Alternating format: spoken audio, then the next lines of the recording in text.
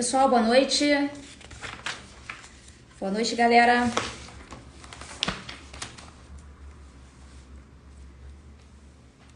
Eu já ia falar, vamos esperar dar 100 pessoas aqui pra gente começar, mas em alguns segundos já temos 300 pessoas. Já vi que o assunto é quente, o assunto é quente. Vocês estão me ouvindo bem, pessoal? Deem um joinha aí para eu saber se vocês estão me ouvindo bem. E aí, galera? Fala, Renato, Karine. Só gente boa, só gente boa.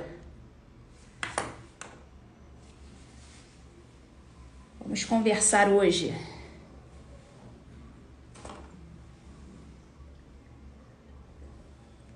Bebendo na live, beber na live. Abram aí uma cerveja, um vinho. Ó, meu amigo Renato é do vinho. Renato, abre um vinho aí pra gente conversar. Gente, já temos 500 pessoas aqui. Então, vamos começar a live. Vamos começar a live. Vamos lá, pessoal, vamos lá. Pessoal, boa noite. Vocês compareceram em peso aí, né? Bom, muito bom. É que dá vontade de ficar lendo os comentários aqui. Eu não consigo ficar lendo os comentários e fazendo a live. Bom, vamos lá, pessoal. Vamos começar a live. Vamos falar sobre o que interessa.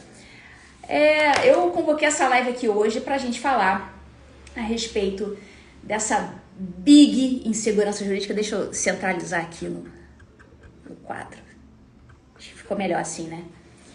Para falar dessa big insegurança jurídica, desse problema que todos nós estamos tendo em relação à liberdade de expressão no Brasil. E eu faço a vocês a seguinte pergunta, né? Só para vocês terem uma ideia, para quem nunca parou a pensar no problema, como esse problema atinge todos nós, indistintamente. Não atinge só a mim, tá? Você é juíza. Não tem nada a ver com você ser juíza, meu amigo. Ser juíza não tem nada a ver com isso aqui que a gente tá falando hoje, tá? No final eu vou até tocar nesse assunto, já advirto para quem entrou aqui na live. No final da live eu vou falar sobre os meus dois processos administrativos disciplinares, que estão em segredo de justiça, mas eu, na qualidade de, processada, investigado, que seja, eu posso abrir, até porque esse sigilo é para proteger, né, a dignidade, a privacidade do investigado. Mas se o próprio investigado abre o sigilo, tá aberto, né? Ninguém pode fazer nada. Então eu vou abrir porque eu acho que o assunto é de interesse público, o assunto é algo que não atinge apenas a mim, atinge a todos nós indistintamente, a questão da liberdade de expressão. Então, pense você o seguinte, já deu spoiler então do final da live, tá? Eu vou falar dos meus processos administrativos. E um deles, inclusive, todo mundo já sabe, o processo do sorvete, né? Uma coisa ridícula. Você vê como é que a justiça se aviltou a esse ponto. O processo do sorvete é algo absolutamente desproporcional. E tem um outro que eu acho que é ainda mais grave em matéria de restrições indevidas, inadequadas, desproporcionais à nossa liberdade de expressão. Então daí vocês pensam, poxa, se estão fazendo isso com uma juíza, o pessoal vive me mandando mensagem assim, poxa, estão fazendo isso com uma juíza, imagina o que não vão fazer comigo. Meu amigo, exatamente isso, estão fazendo isso com uma juíza, imagina o que não vão fazer com você. Você aí, você mesmo que está aí na tua casa, né, não faz mal a ninguém, mas tem lá um Twitter, tem lá um Instagram, onde você gosta de acompanhar tudo que está acontecendo, gosta de deixar lá a tua opinião, gosta de deixar lá teu comentário, né, nas reportagens, né, nas matérias. E eu imagino que você já se tenha feito a seguinte pergunta, essa é uma pergunta-chave. Será que se eu escrever isso que eu estou pensando, vai dar alguma coisa para mim? Respondam aí, vocês que estão aí nos comentários. Vocês, em algum momento, vocês já se pegaram fazendo essa pergunta? Caramba, eu fiz um comentário aqui, ou tô querendo fazer um comentário aqui numa matéria aqui, nessa matéria aqui da Folha de São Paulo. Eu tô querendo fazer um comentário aqui nessa publicação do TSE. Pô, tô querendo comentar o negócio aqui no Conjur. Pô, será que isso pega pra mim? Será que isso, né, vai dar problema? Será que isso vai dar problema? Tá todo mundo respondendo sim, sim, sim, sim, sim. Todo mundo já pensou isso, não já pensou? Pois é, meu amigo. Essa questão da liberdade de expressão não tá dando problema só pra mim, não. Tá dando problema pra você. Tá dando problema pra você. Não é? Eu sei. E não é à toa que eu resolvi trazer essa questão ao debate público. Não é à toa. Porque eu venho estudando essa coisa há muito tempo. Eu venho estudando a questão da guerra cultural. Eu venho estudando a questão da manipulação. Eu venho estudando a questão de como você controla o seu inimigo e como você é controlado. De como se dá a manipulação do oponente nos processos soviéticos. Tá? Isso não é uma coisa de agora, tá certo? Inclusive no meu curso, tô dando até um spoiler, no meu curso a gente vai ter uma aula para estudar essa questão da manipulação que vem lá dos procedimentos da União Soviética, do comunismo soviético. Isso não é uma questão de agora. Isso não surgiu agora, tá certo? Então, para quem está minimamente versado na guerra cultural, tudo isso que está acontecendo, isso já é previsível, tá? Muito previsível, muito previsível.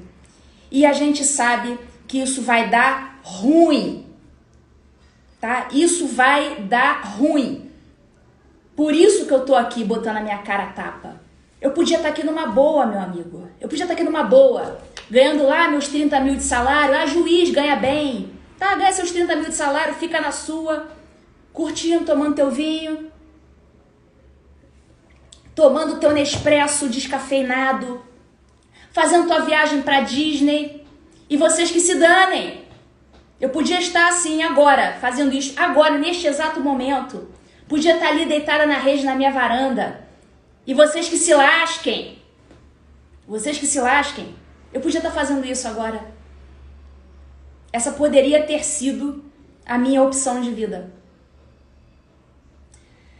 Mas eu conheço muito bem, na qualidade cristã, eu conheço muito bem qual o resultado disso lá no dia do juízo final, meu amigo. E o que eu temo não é perder o meu cargo, perder o meu vinho, o meu Nespresso descafeinado, a minha viagem para Disney, não. Eu temo outra coisa muito pior. Outra coisa muito pior que pode acontecer no dia do juízo final.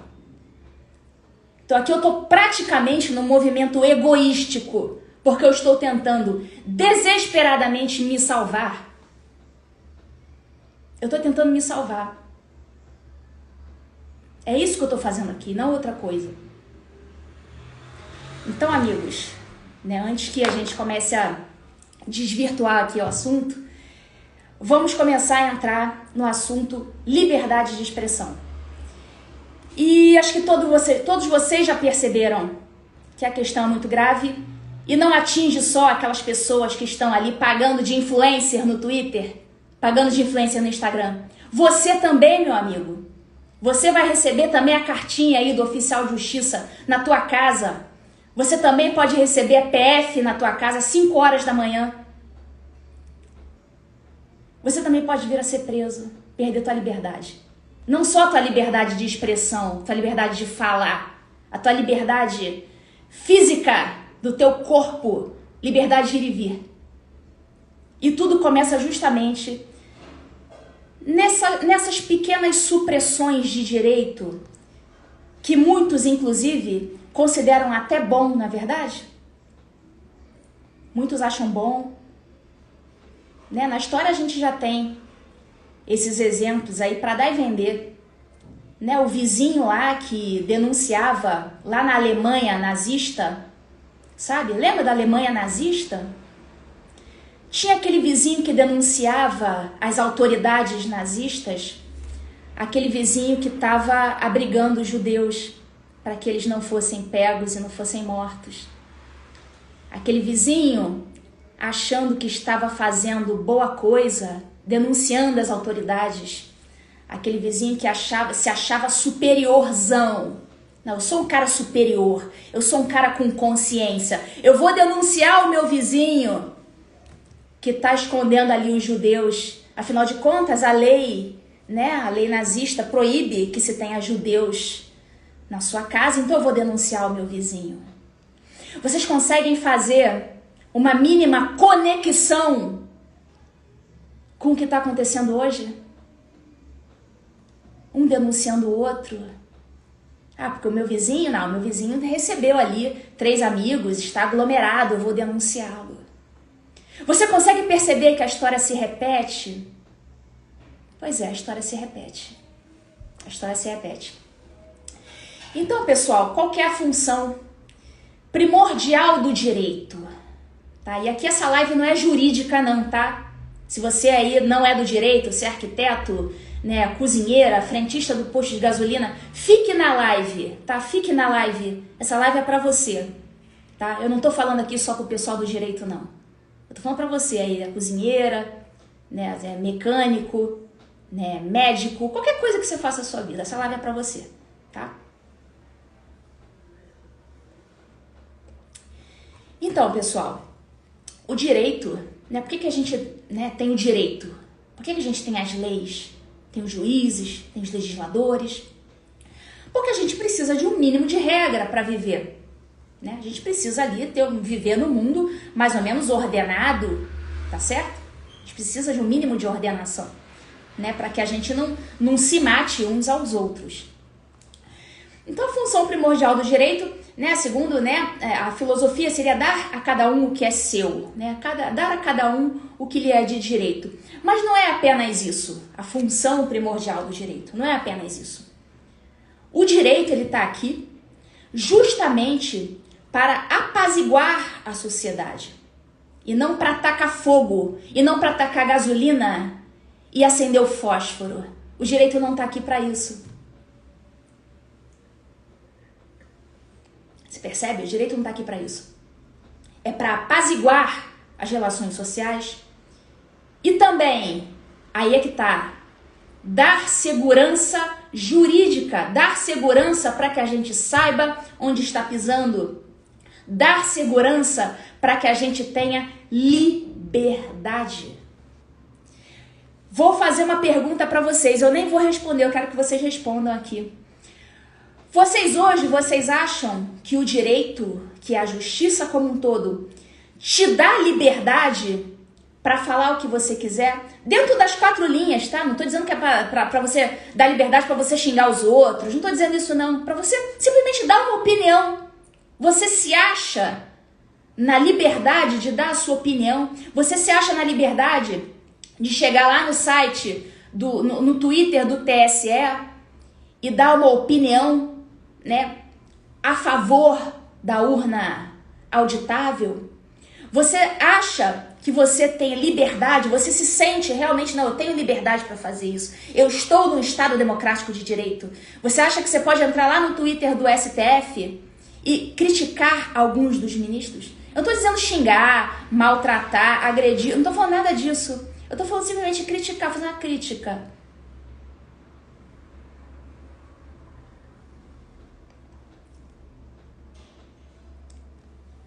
A resposta vocês mesmos estão dando aí. Então, pessoal, a pergunta que eu faço, que eu também não vou responder, e eu deixo para reflexão. Estamos realmente num Estado democrático de direito? Estamos realmente num Estado democrático de direito?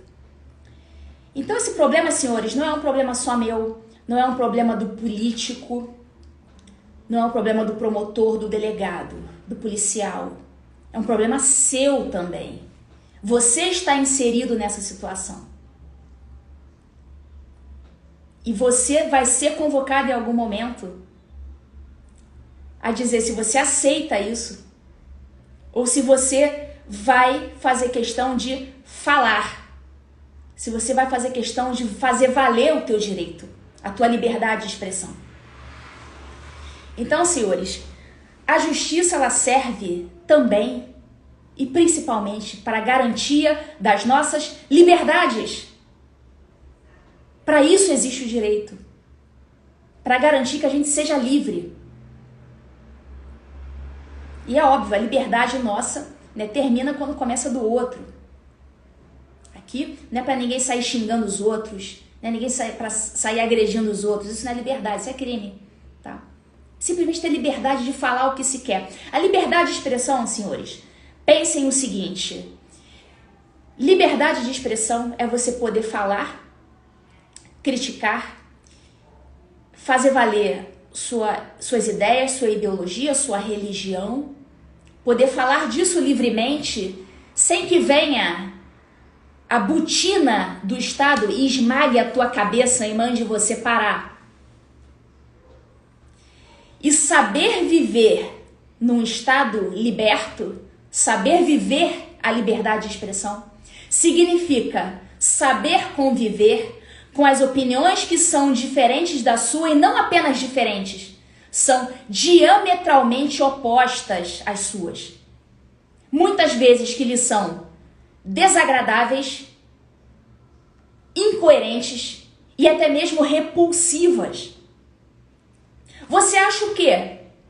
Pronome neutro, linguagem neutra, ao amigue, elo. Você acha que isso não me soa repulsivo? Isso me soa repulsivo. Isso me soa indigno. Isso me soa maligno, demoníaco. Porém, diferentemente desses ditadores que gostam de calar os outros, eu não vejo crime algum. A gente pode até falar metaforicamente, isso é um crime contra a língua portuguesa. Uma expressão metafórica, crime contra a língua portuguesa. Eu estou dizendo que propriamente o crime do Código Penal não é um crime do Código Penal. Se você quiser falar na linguagem neutra, eu não vou chegar lá, bater na delegacia, fulano tá falando linguagem neutra, tá? Ele é um criminoso. Não é. Eu vou simplesmente achar burro, indigno, qualquer outra coisa, mas não um criminoso. Eu não vou tentar te calar. Eu não vou entrar com uma ação contra você, particular, evidentemente. O serviço público é outra coisa, né? Um professor ensinando isso em sala de aula para uma criança. Aí mudou a história.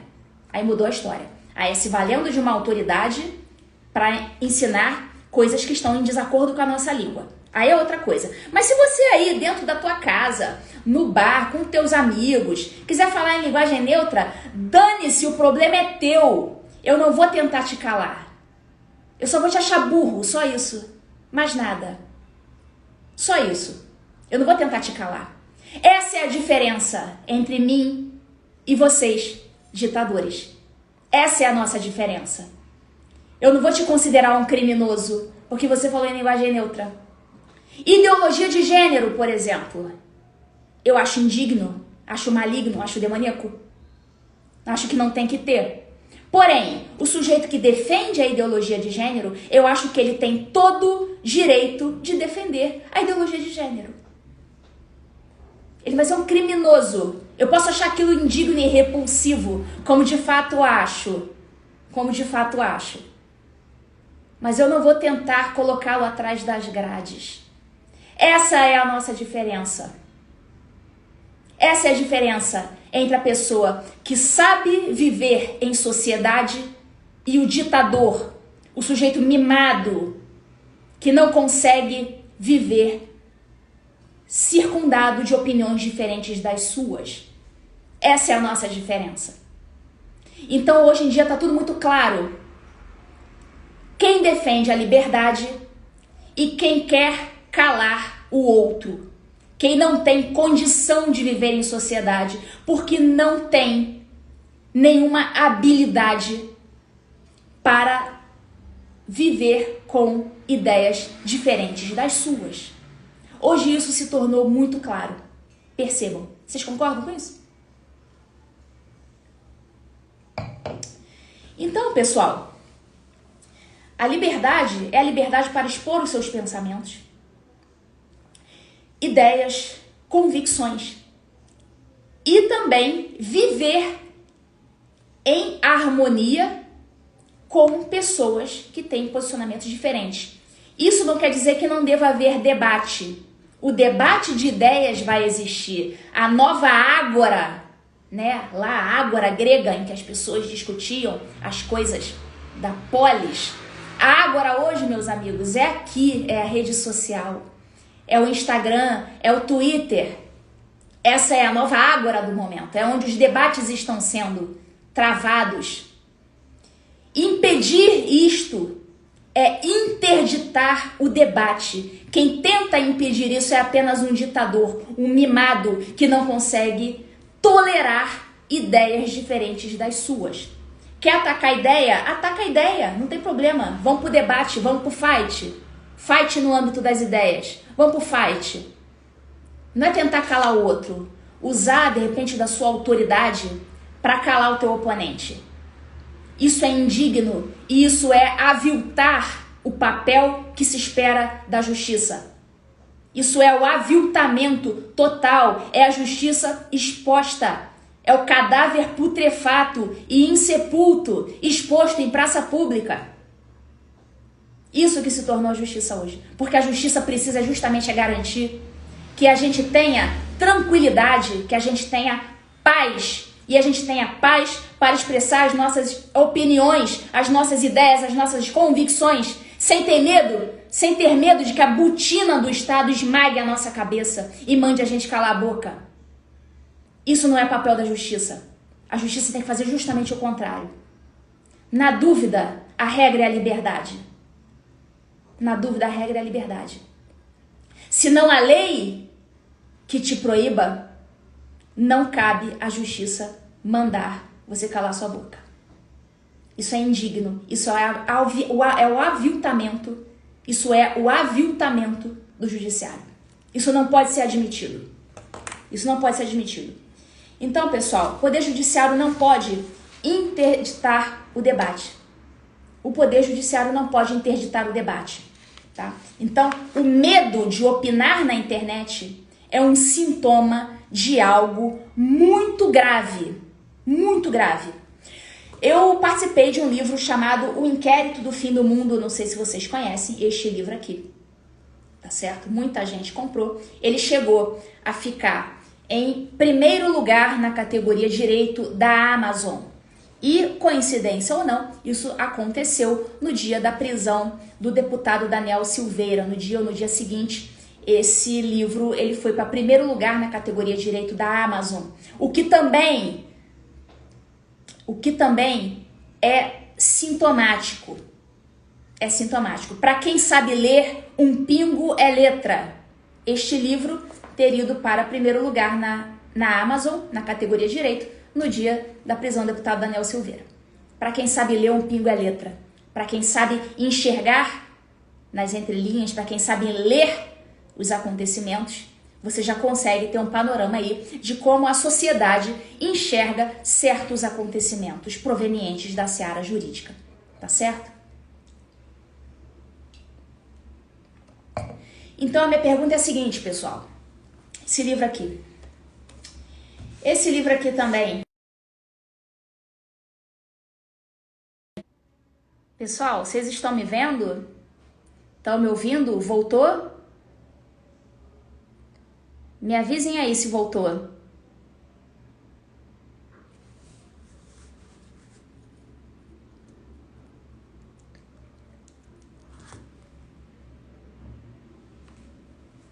Pessoal, me avisem se voltou, eu tô sem saber se voltou.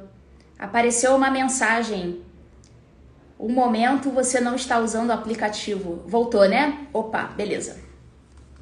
Não sei o que aconteceu aqui, isso nunca tinha acontecido nesse tempo todo que eu faço lives, foi a primeira vez que isso aconteceu. Bom, não sei o que isso significa, não sei se isso significa alguma coisa, mas enfim, vamos voltar. Então eu estava falando deste livro aqui, Inquérito do Fim do Mundo, e este livro aqui. Pessoal, eu não sei o que está acontecendo. Verifiquem se voltou. Verifiquem se voltou. A minha internet tá boa aqui, tá 100%.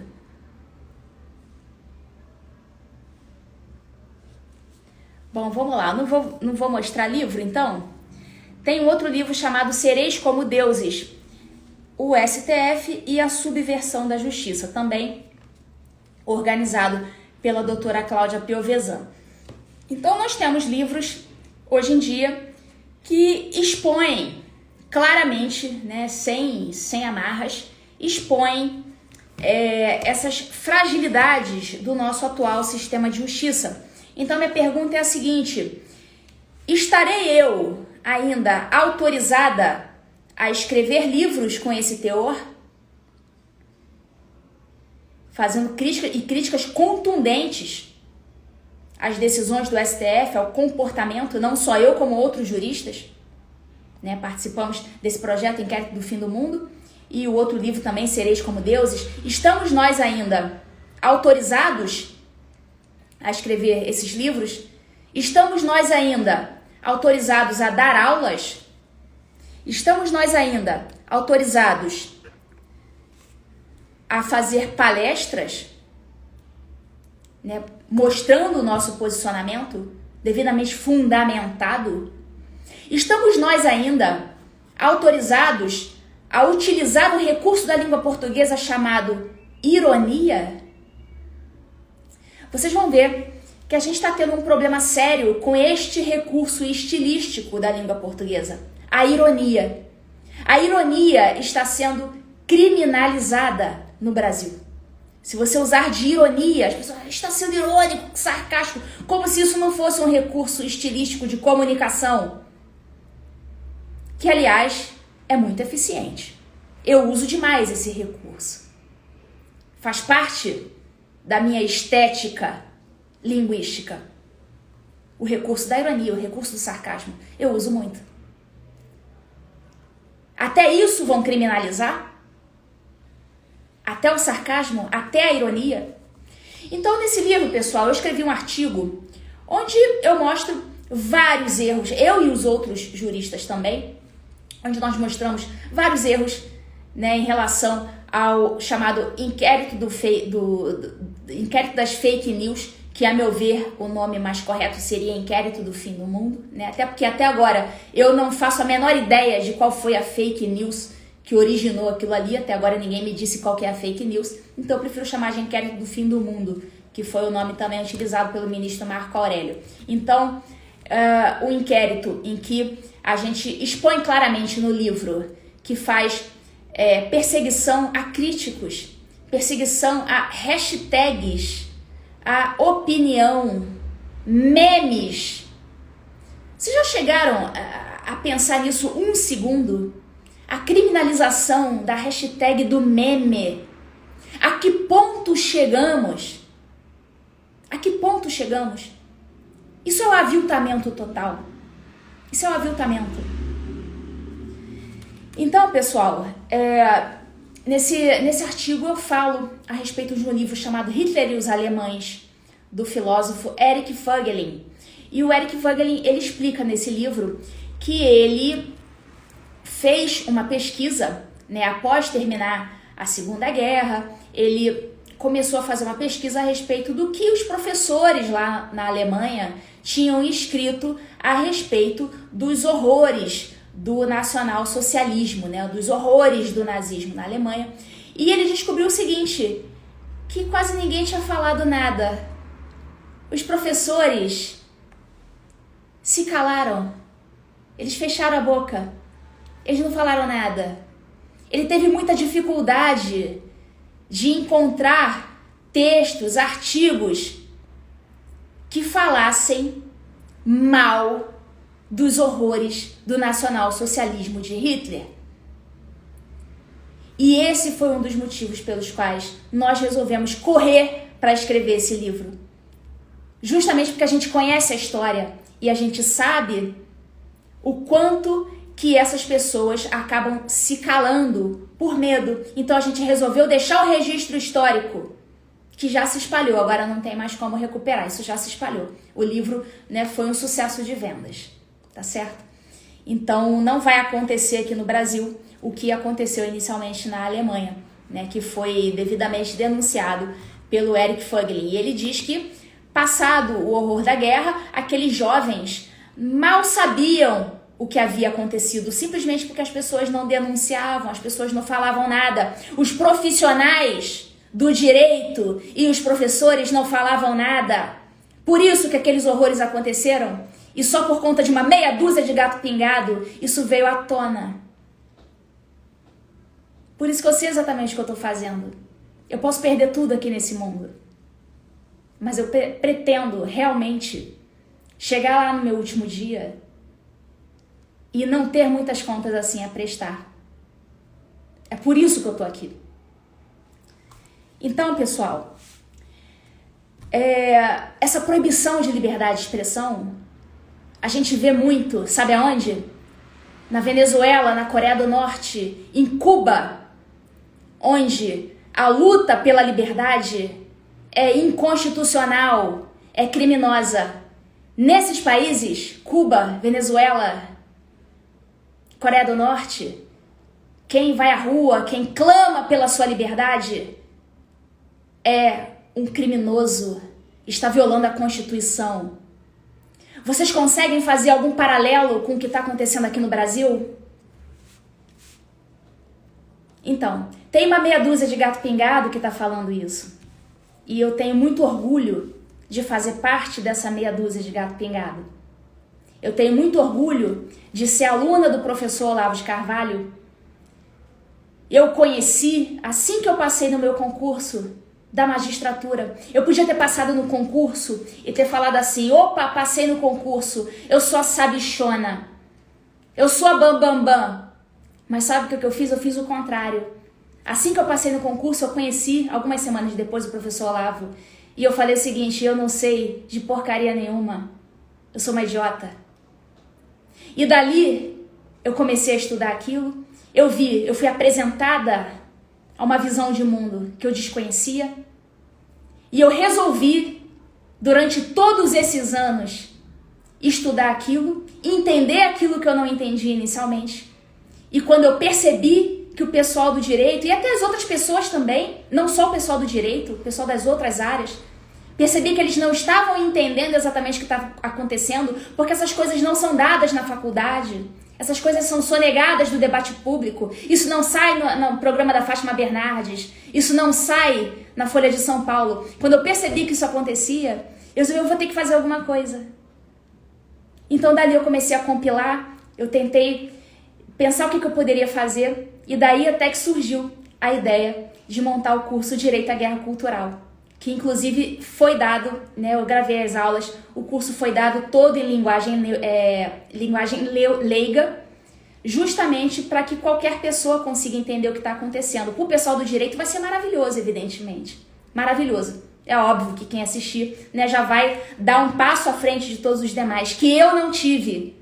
Eu estou entregando isso agora pro pessoal. Eu não tive isso. Eu não tive isso assim, de bandeja, compilado, resumido, organizado. Eu tive o maior trabalho nesses últimos 8 anos para fazer isso.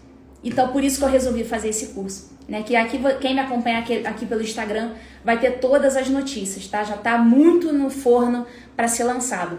Então, pessoal, eu percebi que havia essa utilização da máquina pública, né, para essa criminalização da opinião. E, infelizmente, lamentavelmente, o Poder Judiciário tem um papel nisso. O Poder Judiciário tem o papel de defender as liberdades, de preservar as liberdades. E eu vi que este papel estava sendo falho, muito falho. Então, aqui eu vou concluir com uma coisa que eu acabei, eu mesma, por conta dessa minha postura, que eu adotei durante todos esses anos, eu pago o preço disso. Isso não saiu barato para mim. Isso não saiu barato para mim. Eu fui excluída das rodas dos magistrados, eu fui excluída dos grupos de Zap, de Telegram, muito embora eu nunca tenha feito nada nesses grupos, eu nunca arrumei confusão, eu nunca briguei com ninguém, simplesmente por coisas que eu sou e falo nas minhas redes sociais, na minha vida privada. Coisas que não tem nada a ver com a minha atuação na magistratura. Que eu sempre digo, eu deixo isso muito bem delineado, separadamente. A minha vida na rede social é uma, na magistratura é outra. Vocês não me veem aqui de toga, falando... Não que isso seja proibido, até tem muitos colegas que fazem e não tem nada a ver. Eles podem fazer e eu posso fazer também, inclusive, se eu quiser. Só que justamente para evitar essa confusão, já que tudo que eu falo é um problema sério, é uma chaga aberta, eu resolvi há quase 2 anos tirar qualquer menção à minha profissão, ao meu cargo das minhas redes sociais. Você vai entrar no meu Twitter, você não vai ver nada. Você vai entrar no meu Instagram, você vai ver que eu me apresento como professora. Você vai entrar no meu Facebook, deve estar como professora também, não lembro. Enfim, não faço menção a isso mais há muito tempo. Há muito tempo. Justamente por ter percebido, né, que havia uma tendência claríssima a uma má vontade para com a minha pessoa. Então tudo que eu faço é mal interpretado. Você consegue entender claramente o que eu estou falando, o que eu estou fazendo. Mas tudo existe uma forçação de barra para criminalizar tudo que eu digo, tudo que eu faço, tudo que eu falo na internet. O que é algo assim, a meu ver, escandaloso. Algo que nunca poderia acontecer. Muito pelo contrário, o Poder Judiciário era o primeiro a ter que defender a liberdade de expressão de seus membros. Era o primeiro. Principalmente se não tem lei que impeça isso. As únicas 2 restrições à liberdade de expressão do magistrado que estão na Constituição e na lei chamada Loman são impedimento de manifestação político-partidária. Então vocês não vão me ver aqui falando de partido político, falando do Lula, falando do Bolsonaro, falando da Dilma. Vocês já me viram falando isso em algum momento? Pois é. Sabe por quê? Porque eu respeito as 4 linhas. Eu ando dentro das 4 linhas. Todo mundo sabe disso. Só que existe um esforço para tentar pintar o que eu estou fazendo como algo ilegal, como algo inconstitucional, como a rebelde, a criminosa. Só que vocês já viram o que aconteceu. Vocês já viram o que aconteceu. Foram batendo.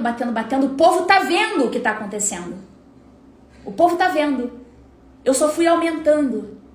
Que é o que o Nicolas Nassim Taleb chama de personalidade antifrágil. Não adianta você fazer o que você faça. Eu vou crescer sempre porque eu estou do lado da verdade. E o povo sente. A verdade sai pelos poros. A verdade é uma tsunami. Não adianta você tentar parar. Não adianta você utilizar a máquina do judiciário para tentar calar a verdade. Não adianta você utilizar a máquina pública ou qualquer que seja para tentar calar a verdade. A verdade sempre vai prevalecer. Eu posso perder tudo. Eu posso perder o meu cargo, eu posso perder minha liberdade, eu posso até perder minha própria vida. Mas vai chegar lá no último dia, no dia do juízo final.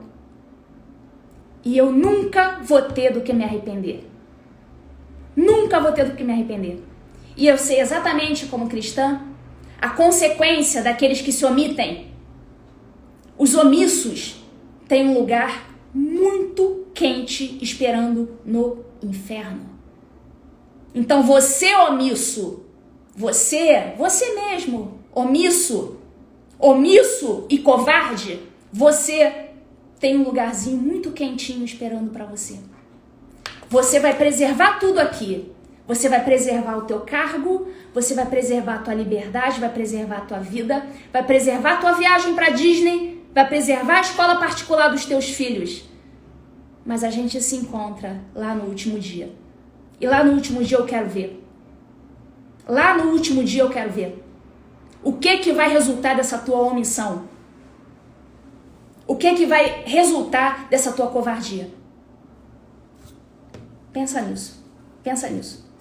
Então, pessoal, conforme prometido, eu vou contar para vocês a respeito dos 2 processos administrativos disciplinares que eu respondo atualmente na corregedoria, mas tem outros no forno, tá? Tem outros no forno. Esses são os 2. O primeiro, todo mundo sabe, tá careca de saber, né? Acho que é um dos episódios mais aviltantes da justiça dos últimos tempos, né? Tomar sorvete no shopping. Você já chega a ser, assim, vai entrar certamente para os anais do anedotário jurídico nacional, obviamente, né? Vai entrar para os anais do anedotário jurídico nacional, tá? Tomar sorvete no shopping. Está estimulando o descumprimento das leis. Pessoal, vamos combinar, tá? Vamos combinar, aqui não tem criança, aqui não tem otário. Todo mundo entendeu o que eu fiz, correto? Todo mundo entendeu, tá certo? Todo mundo entendeu perfeitamente que eu fazia uma crítica absolutamente irônica às normas esquizofrênicas, em que uma delas exige o uso de máscara e a outra permite a retirada da máscara em ambientes de alimentação. Todo mundo entendeu isso? Todo mundo. Todo mundo. Então eu não preciso falar nada, perceba.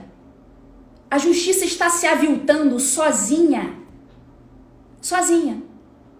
Eu não preciso falar nada. Porque todo mundo entendeu que se tratava de uma crítica irônica. Mas é óbvio, né? Uma norma nega, né? Proíbe, enquanto a outra permite. Então, se a máscara é tão importante assim, por que as prefeituras permitem que os estabelecimentos de alimentação funcionem para consumo no local? Ou seja, todo mundo sem máscara na praça de alimentação, todo mundo sem máscara nos restaurantes, todo mundo sabe que é assim que está acontecendo, e é assim mesmo.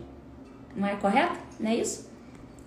Então existe uma esquizofrenia legislativa, que eu utilizei, evidentemente, uma linguagem irônica para denunciar. E você vê o esforço de tentar criminalizar a opinião. Todo mundo entendeu que foi isso que eu fiz. Não tem idiota aqui, tá certo? Não tem idiota aqui. Não mete essa. Não mete essa. Todo mundo entendeu o que eu fiz. Mas eu vou aqui dizer para vocês, todo o órgão especial, à exceção de 2 pessoas, votaram a favor da instauração de processo administrativo disciplinar por estar estimulando o não uso de máscara, enfim. Só apenas 2 pessoas, que inclusive estão aqui no Instagram, tá? 2 pessoas votaram em meu favor, tá? Quem quiser cumprimentar essas pessoas, né, elas estão aqui no Instagram e podem receber o cumprimento aí do pessoal que é a favor da liberdade de expressão. A primeira delas é o desembargador Dárcio Lopardi Mendes, tá? Votou em meu favor, votou a favor da liberdade de expressão. Vale dizer que eu não conheço essas pessoas, tá? Eu não conheço esses votantes. Foi um voto realmente legítimo, eu não conheço esse desembargador. Ele está aqui no Instagram, o nome dele é Dárcio Lopardi Mendes, tá certo? Votou a favor da liberdade de expressão, tá? Ele não autorizou a instauração de processo contra mim, não. E a segunda pessoa é até algo simbólico. A segunda pessoa que votou em meu favor, vocês também anotem o nome dele, ele também está aqui no Instagram, tá? Perfil aberto para vocês o cumprimentarem. O nome dele é desembargador Gilson Soares Lemes, que inclusive, simbolicamente, ele é o presidente do Tribunal de Justiça do Estado de Minas Gerais, tá? Ele é o presidente do Tribunal de Minas e ele está aqui no Instagram, tá? O nome dele é Gilson Soares Lemes, também votou a favor da liberdade de expressão. Então, esses 2 desembargadores, tá? Desembargador Dárcio e desembargador Gilson Lemes, presidente do Tribunal de Justiça, votaram em meu favor e a favor da liberdade de expressão, tá certo? Ambos estão aqui no Instagram, tá? E vocês podem ir lá, né, dar os cumprimentos de vocês, parabenizá-los pela decisão, se quiserem, tá? Se quiserem. Eu não vou marcá-los por uma questão de, né, até de hierarquia, tal, eu não vou ser inconveniente nesse sentido. Mas, enfim, o pessoal aí, os internautas, ficam livres aí para cumprimentá-los. E agora, como prometido também, eu vou falar a respeito do segundo processo disciplinar. Este ninguém sabe, vocês vão saber aqui agora, em primeira mão, porque é algo que eu considero ainda mais escandaloso, ainda mais, porque é algo que extrapola qualquer razoabilidade. Inclusive, os mesmos 2 desembargadores que votaram em meu favor neste primeiro também votaram em meu favor neste segundo, tá certo? Então, foram coerentes com os seus posicionamentos jurídicos, tá certo? Esse segundo PAD é o seguinte, tá? Estão sentados? Estão sentados?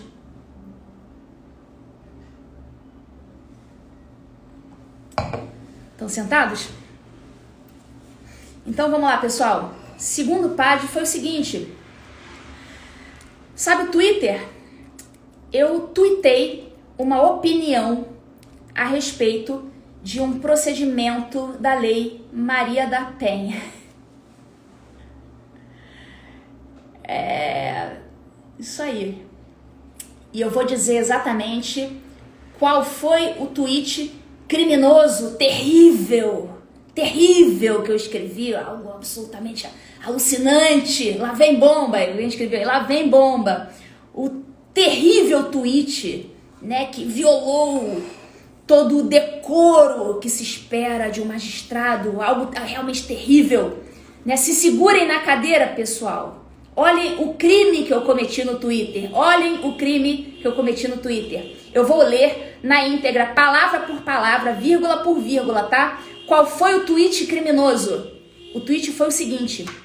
Eu falei que mandar prender um sujeito... Antes eu vou dizer o contexto.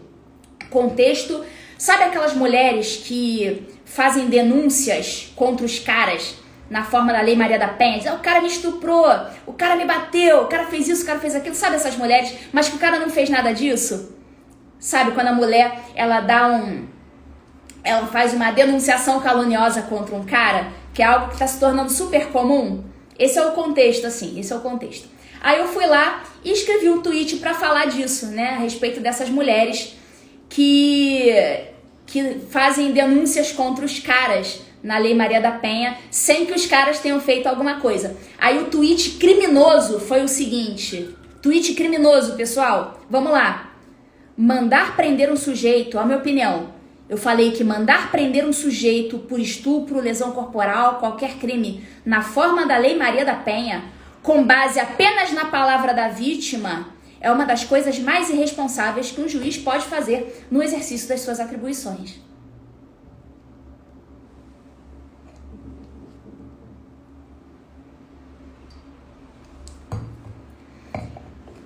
É isso aí que vocês ouviram. Eu vou repetir qual foi a opinião criminosa que eu coloquei no Twitter. Eu disse que uma das coisas mais irresponsáveis que um juiz pode fazer... Eu não tô falando de juiz nenhum de A, B, C, de fulano da Silva, não. Eu tô falando genericamente. O negócio é uma opinião minha a respeito da aplicação da Lei Maria da Penha. Aplicação da Lei Maria da Penha, né? Todo mundo sabe, eu já dei palestra sobre isso e tal. Eu acho justamente que não se pode, meu posicionamento jurídico, que eu acredito que eu ainda esteja, eu acho que eu ainda estou em condição de externar meus posicionamentos jurídicos abstratos sobre as leis. E o meu posicionamento jurídico sobre Lei Maria da Penha é de que é uma irresponsabilidade o juiz prender o cara só com base na palavra da mulher, porque a mulher pode estar mentindo, só isso.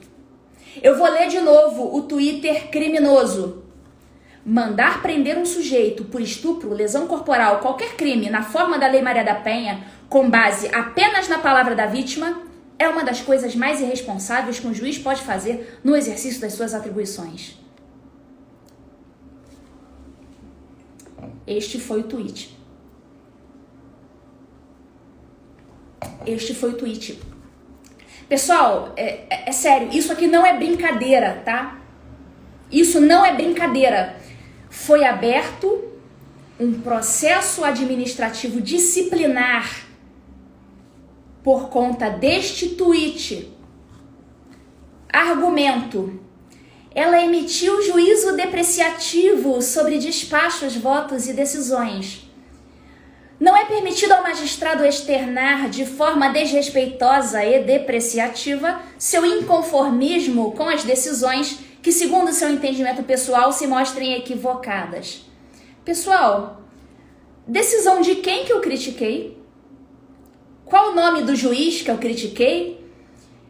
Qual o número do processo que eu critiquei? A Loman é bem clara. Você não pode emitir juízos depreciativos sobre decisões, sentenças, despachos. Que despacho que eu critiquei? Que voto que eu critiquei? Quem foi o juiz que eu critiquei? Vocês estão percebendo?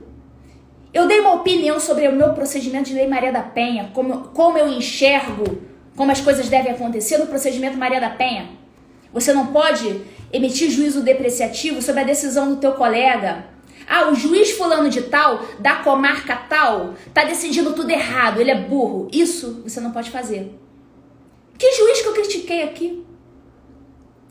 Vocês estão entendendo? Vocês estão entendendo onde que a gente está pisando? Vocês estão entendendo como a liberdade de expressão está sendo solapada no Brasil? E aqui eu estou provando que o Poder Judiciário tem parte nisso. Agora, eu penso que isso pode mudar. Porque o papel do Poder Judiciário é justamente garantir as liberdades e não solapá-las. Lembrando que neste procedimento também, os 2 desembargadores que votaram em meu favor no outro também votaram em meu favor nesse, tá certo? Incluindo o presidente do Tribunal de Justiça de Minas Gerais. Então daí a gente vê, nem tudo está perdido, tá certo? Então que fique bem claro, tem pessoas maravilhosas na justiça. Eu conheço várias, inclusive sou amiga de muitos. Sou amiga de muitos. Tem muita gente boa na justiça que jamais contribuiria para a perda da nossa liberdade de expressão no Brasil. E isso pode ser resgatado ainda, tá certo? Isso pode ser resgatado ainda. Então, por isso eu tive a ideia desse curso. É uma última tentativa, quase que uma tentativa desesperada de fazer recuperar a credibilidade do Poder Judiciário. Enquanto muitos me acusam, você está tirando a credibilidade do Poder Judiciário. Eu estou fazendo justamente o contrário, ô ignorante. Eu estou fazendo o que você não faz por covardia. Eu estou fazendo o que você não faz. Então, se você não quer me ajudar, não ajude, mas também não me atrapalhe. Tá certo? Não ajude. Não tô pedindo a tua ajuda, o problema é seu. Você quer queimar no quinto dos infernos? Você queime sozinho, mas não me atrapalhe. Eu tô fazendo aqui justamente tentando recuperar a credibilidade do Poder Judiciário. E vocês podem ter certeza que tem muita gente comigo. Tem muita gente que está vindo comigo. Tem muitos colegas, inclusive, juízes, promotores de justiça, que já me avisaram, Lud, eu ainda tô meio bobo e tal, mas eu concordo com o que você diz e eu vou fazer o seu curso. Vários colegas já me mandaram mensagem no Zap. Então é óbvio que quem tiver esse conhecimento vai estar um passinho na frente dos demais. E a gente não sabe o resultado disso. A gente não sabe, mas a gente precisa começar de algum lugar. A gente precisa começar de algum lugar. E isso que eu tô fazendo, eu vou precisar de vocês do meu lado. E eu vou precisar que todo mundo tenha esse conhecimento. Então, o que eu passo aqui nos stories, aqui nas lives, nas palestras, eu acho muito pouco.